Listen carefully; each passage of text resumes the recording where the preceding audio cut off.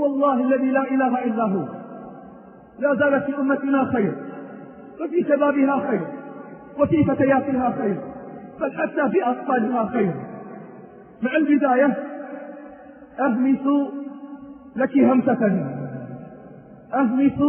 همسة مع البداية.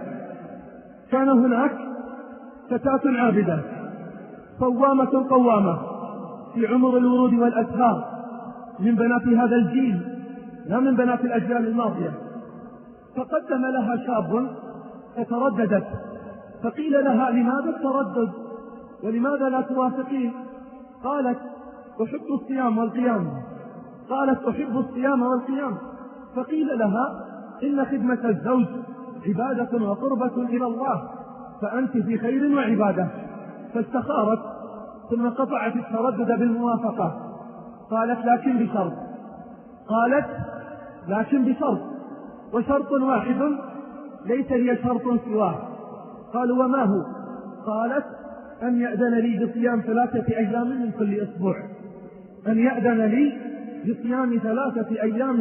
أسبوع.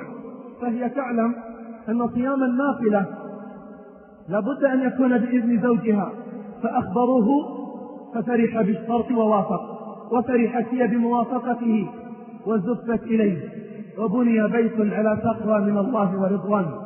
الله أكبر. نريد بيوتا تبنى على مثل هذا، على صيام بالنهار وقيام بالليل. من مثل هذه البيوت يتخرج الرجال والأبطال. وإليك أنت أيضا همسة أهمسها لك مع البداية. اعلم بارك الله فيك أن كل الأبطال تخرجوا من مدرسة الليل، ففي الظلام تعلموا الإخلاص والإقدام. اعلم أنك لن تكون فارسا مغوارا بالنهار حتى تتعلم الفروسية والرهبانية بالليل. أخبرت عن شاب نحيل الجسم كثير الحياة قليل الكلام، همه الإسلام والعمل للدين، لم يتجاوز 27، لكنه ذو رأي وقول سديد، موفق والتوفيق بيد الله.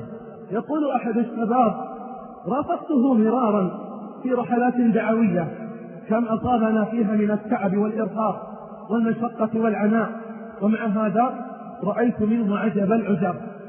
كان صاحب قيام ليل، وليس بأي قيام، بل قيام طويل تتعب منه الأقدام. أحبتي، كثير هم الذين يقومون، لكن أين قيام من قيام؟ من وقف دقيقة ليس كمن وقف ساعة. يقول الشاب عن صاحب ذلك الجسم النحيل: كان يقوم في الليلة الواحدة ب5 أجزاء من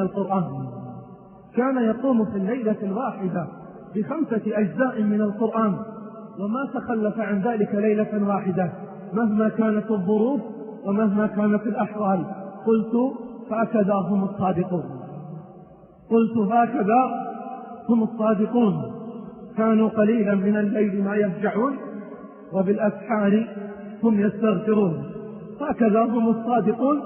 تتجافى جنوبهم عن المضاجع، يدعون ربهم خوفا وطمعا، ومما رزقناهم ينفقون. فلا تعلم نفس ما أخفي لهم من قرة أعين جزاء بما كانوا يعملون.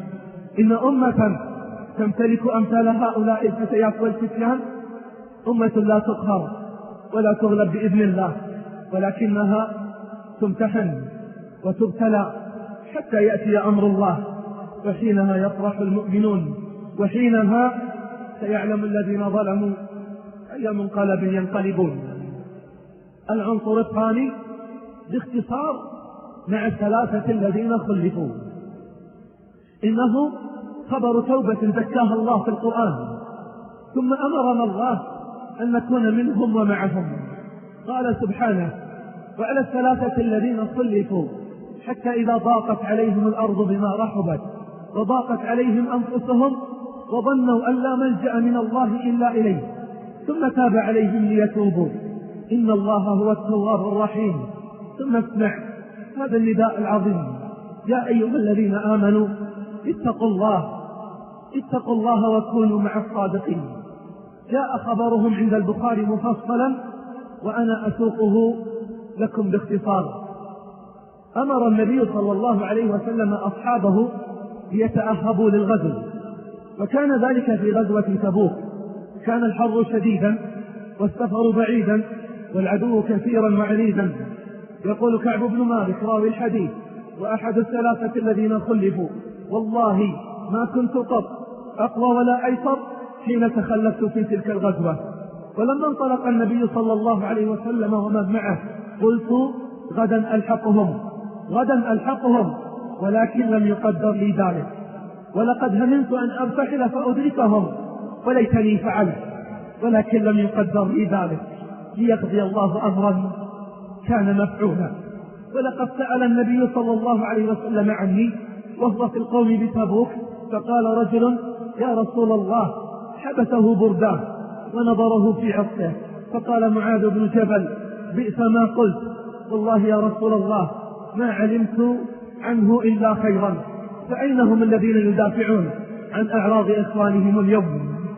يقول كعب: فلما بلغني أن النبي صلى الله عليه وسلم توجه قافلا أي راجعا حضرني همي، وطفقت أتذكر الكذب وأقول: بماذا أخرج من سخطه غدا؟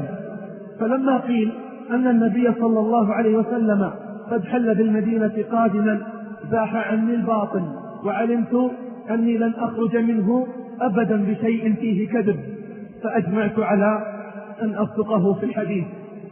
جاء المخلفون فكانوا 87 فطفقوا يعتذرون ويحلفون، فقبل منهم النبي صلى الله عليه وسلم علانيتهم ووكل سرائرهم إلى الله.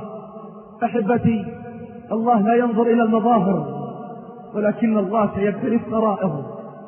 فلما جئته تبسم المغضب، فلما جلست بين يديه قال لي: ما خلفك؟ ألم تكن قد ابتعت ظهرك؟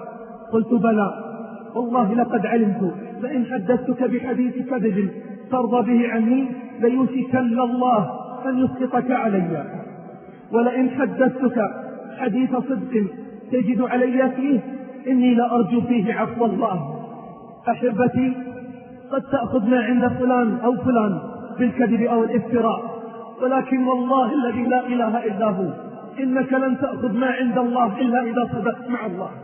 والله لن تأخذ ما عند الله إلا إذا صدقت مع الله. قد تنصب على فلان وتضحك على فلان وتأخذ ما تشاء، ولكن لن ينجيك من الله إلا أن تصدق مع الله.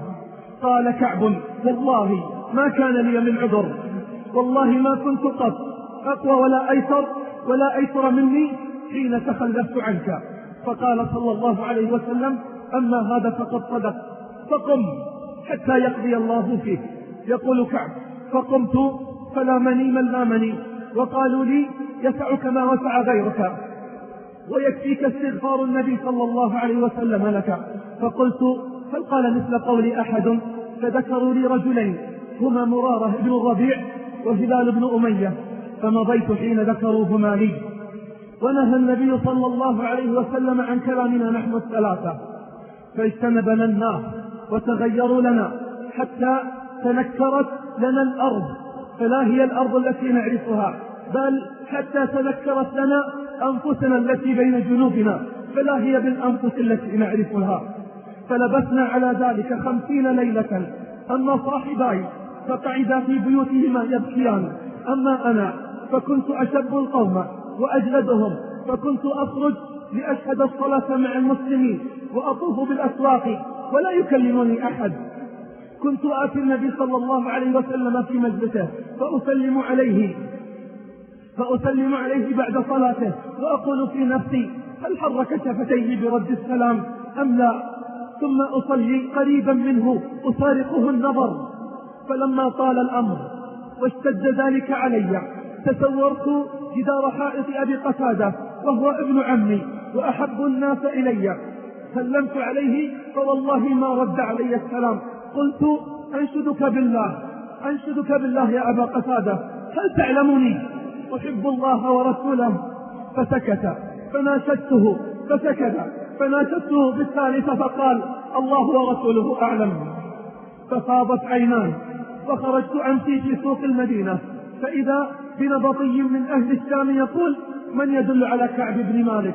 فأشار الناس إلي، فجاءني فدفع لي كتابا للملك غسان يقول فيه: لقد بلغنا أن صاحبك قد جفاك ولم يجعلك الله بدار مضيعة أو هوان، الحق بنا نوافيك، الحق بنا نوافيك. فعلمت أن هذا من زيادة البلاء، فتيممت به التنور ورميته به. يمتحن العبد على قدر إيمانه، إن كان في إيمانه شدة شدد عليه في البلاء، وإن كان في إيمانه رقة